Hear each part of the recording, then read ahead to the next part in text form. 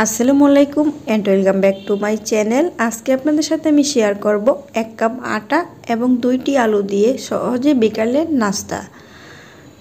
অল্প সময়ে ঝটপটে এই নাস্তাটা তৈরি করতে পারবেন, ছোট বড় সবাই পছন্দ করবে। অতিথি আপ্যায়ন করতে পারবেন খুবই সহজে। আর এই নাস্তাটা শুধু দেখতেই সুন্দর না, খেতেও কিন্তু ভীষণ মজা।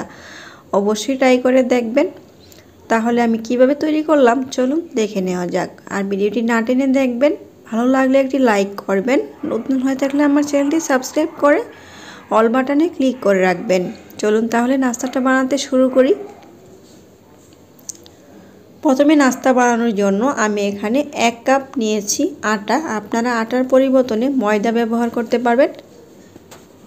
তারপরে দিয়ে দিলাম এখানে 1 টেবিল চামচ পরিমাণ ঘি এবং স্বাদমতো লবণ। এখন হালকা কুসুম গরম পানি দিয়ে এখানে একটি ডো বানিয়ে নিব। যেরকম আমরা রুটি পরোটা বানিয়ে থাকি ঠিক এরকমই হবে, খুব বেশি শক্ত হবে না আবার নরমও হয়ে যাবে না। তাই অল্প অল্প করে হালকা কুসুম গরম পানি দিচ্ছি। তো দেখতে পাচ্ছেন এখানে কিন্তু মাখানো হয়ে গিয়েছে। এবার এটা একপাশে রেখে দিচ্ছি, রেস্টে রাখার প্রয়োজন নেই।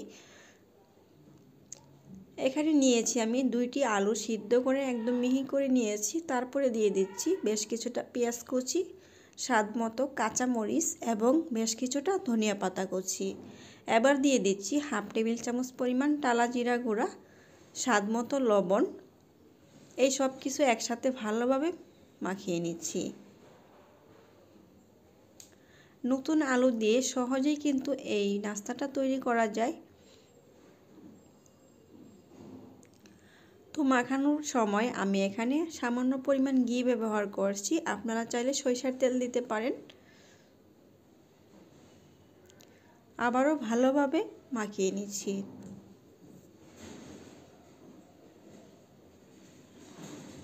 মাখানো হয়ে গিয়েছে। এবার আগে থেকে যে আটা মেখে রেখেছিলাম এখান থেকে 2 ভাগে ভাগ করে 2টা বড় সাইজের রুটি বেলে নিব।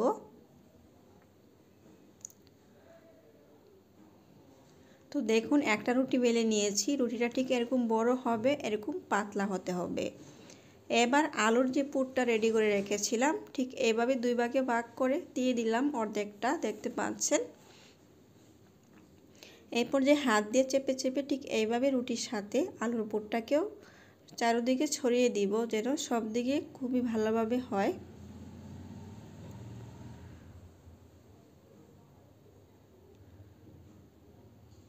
তো যখন এরকম হয়ে যাবে তখন রুটিটাকে ধরে রোল করে নিব।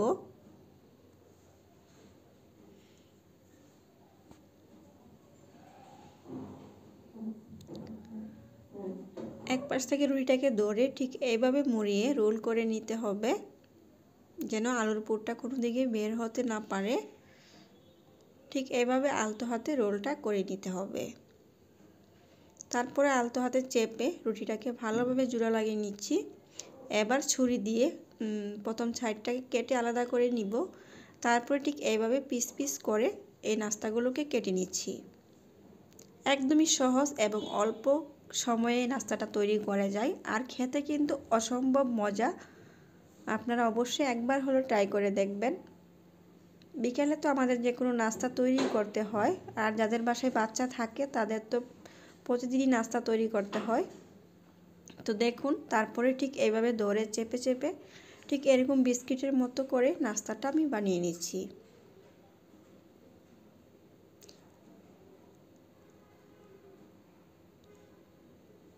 তো একটা রুটি ঠিক এভাবে কেটে আমি বানিয়ে নিলাম। এবার আমি সেমভাবে বাকিগুলো বানিয়ে নিব।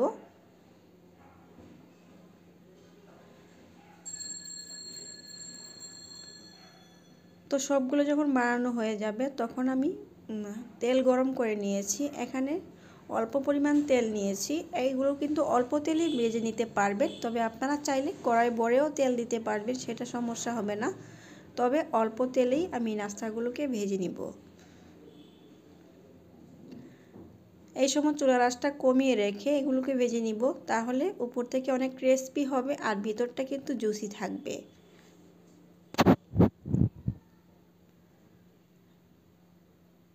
তো চুলার আঁচ কমিয়ে নাস্তাগুলোকে আমি ভেজে নিব। এগুলো ভাজার জন্য খুব বেশি একটা সময় লাগবে না, অল্প সময় হয়ে যাবে।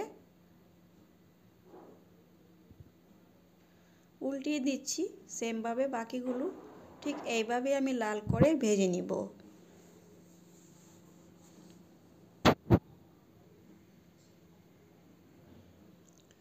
তো দেখুন কিছুক্ষণ ভেজে নেওয়ার পর এগুলো কিন্তু এরকম সুন্দর গোল্ডেন কালার চলে আসছে আর উপরটা অনেকটাই ক্রিস্পি হয়েছে, দেখে বুঝতে পারছেন।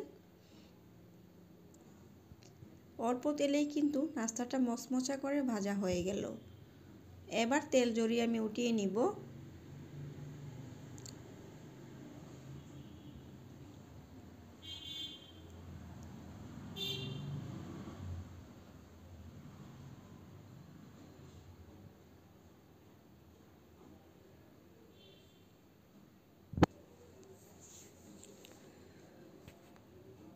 এখন গরম গরম সসের সাথে পরিবেশন করলে ছোট বড় সবাই কিন্তু এই নাস্তাটা পছন্দ করবে। খেতে অসম্ভব মজা, অবশ্যই ট্রাই করে দেখবেন। তো আমি একটি ভেঙে শেয়ার করছি, উপরটা অনেক ক্রিস্পি হয়েছে আর এই নাস্তাটা খেতে দারুণ মজা।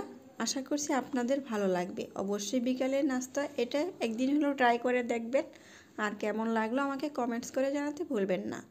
ভালো থাকবেন সবাই, সুস্থ থাকবেন এবং নিরাপদে থাকবেন। আল্লাহ হাফেজ।